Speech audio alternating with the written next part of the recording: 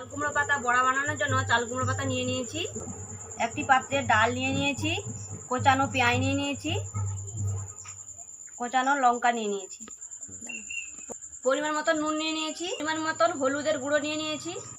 সব উপকরণগুলোকে ভালো করে মাখিয়ে নিচ্ছি। পাতার উপরে এই বাটাগুলো মাখিয়ে দিচ্ছি হালকা হালকা করে, পুরো চারিদিকে মাখিয়ে নেব।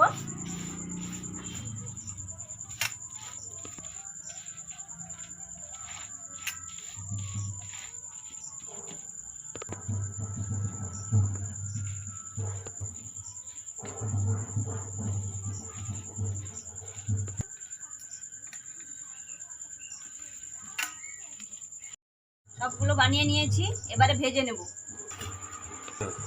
তেল গরম হয়ে গেছে, এবারে দিয়ে দিচ্ছি।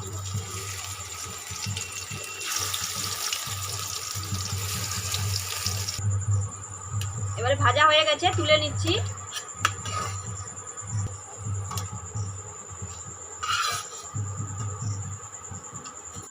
সবগুলো ভাজা হয়ে গেছে, নামিয়ে নিয়েছি।